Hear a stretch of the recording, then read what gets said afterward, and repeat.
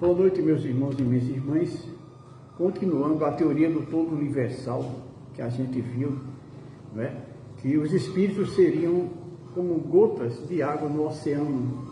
Eles sairiam do todo universal e depois da morte física voltaria ao oceano cósmico.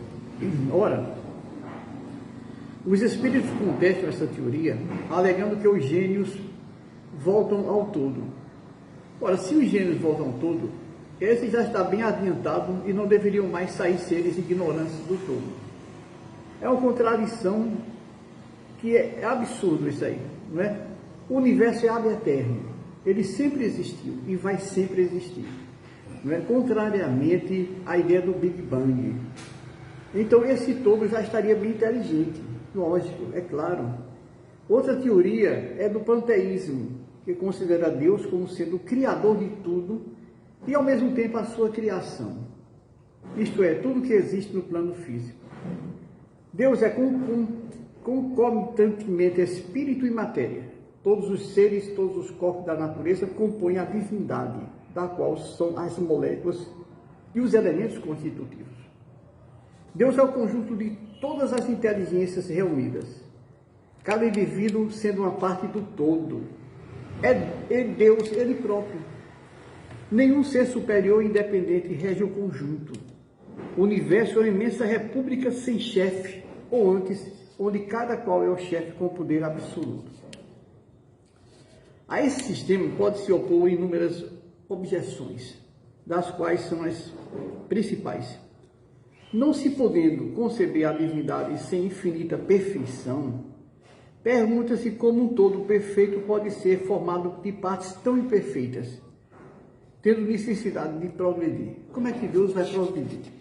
Então ele não é perfeito. Devendo cada parte ser submetida à lei do progresso, força é convir que o próprio Deus deve progredir. E se ele progride constantemente, deveria ter sido, na origem dos tempos, muito imperfeito.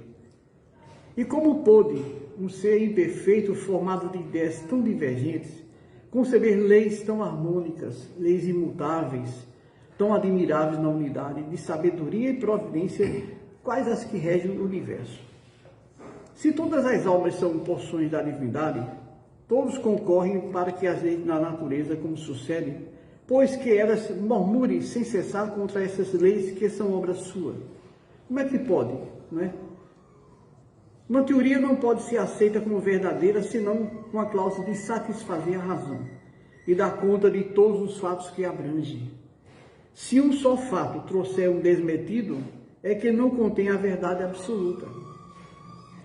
Sob o ponto de vista moral, as consequências são igualmente ilógicas. Em primeiro lugar, é para as almas tal, no sistema precedente, absorção no todo e perda da individualidade.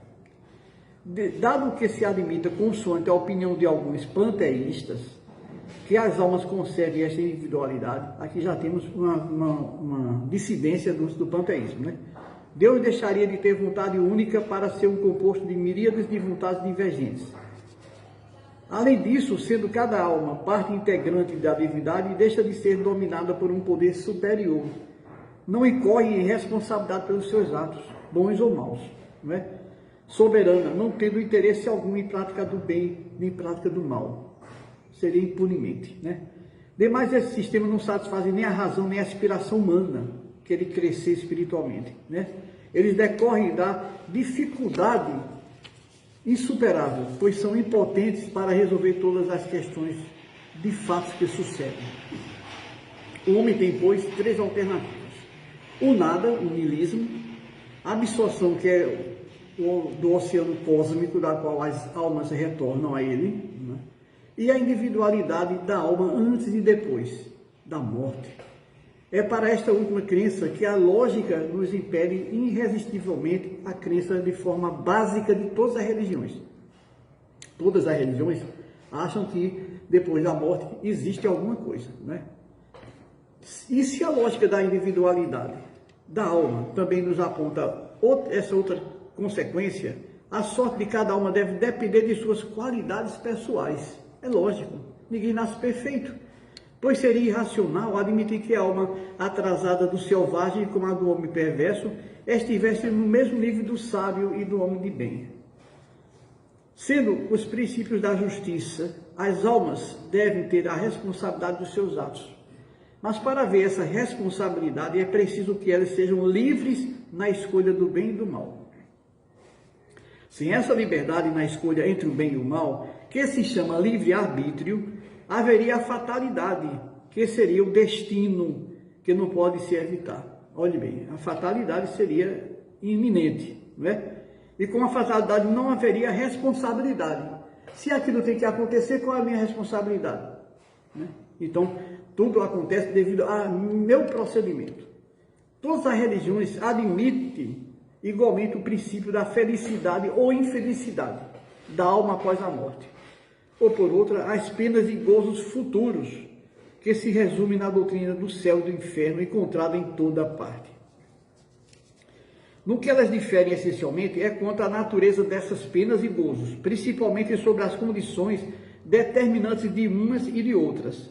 Daí os pontos de fé contraditórios, dando origem a cultos diferentes e os deveres impostos por esses, consequentemente para honrar Deus e alcançar esse meio do céu, evitando o inferno.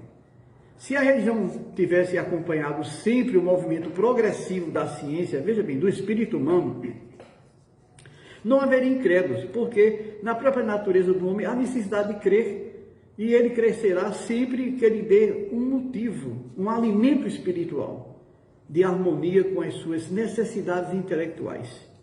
O homem quer saber de onde veio e para onde vai, mostrando-se um fim que não corresponde às suas aspirações, nem à ideia que se faz de Deus, tampouco aos dados positivos que ele fornece à ciência.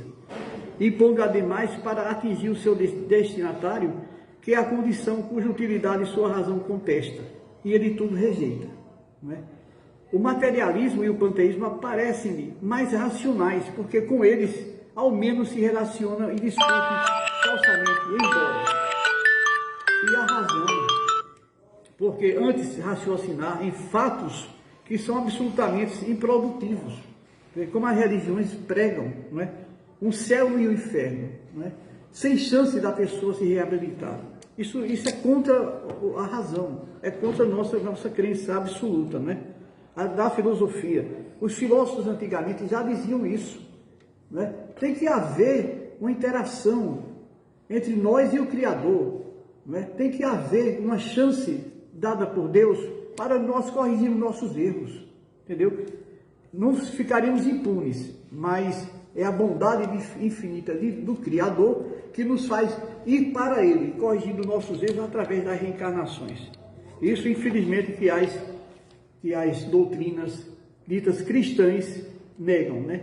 Aí é uma coisa muito interessante, porque você tem que ponderar, né? Raciocinar.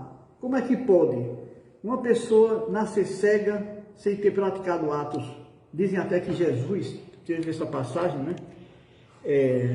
Nos apócrifos, né? Que um menino de colo cego, e uma pessoa perguntou: mestre, por que esse menino nasceu cego? E ele disse: porque pecou. Como pode, mestre, um menino pecar se nunca exerceu sua atividade? Ele disse: em outra vida. Quer dizer, tudo isso está postulado nos evangelhos, está nos apócrifos que eles jogaram fora ou desertaram, mas que existe na literatura do cristianismo. Então é um fato este, né, que da reencarnação, é um fato. Agora, no dia que todas as religiões admitirem a reencarnação, aí nós vamos ter um consenso de tudo. Bem, meus irmãos, o capítulo 2, Temor da Morte, veremos no próximo estudo nosso, né? Aí você vai ter a causa do temor da morte, razão porque não temem os espíritas. Eu acho que a gente não deve temer, pelo menos não deve temer, né? A morte. Boa noite, meus irmãos. A paz de Deus, de Jesus, Maria Santíssima esteja com todos nós.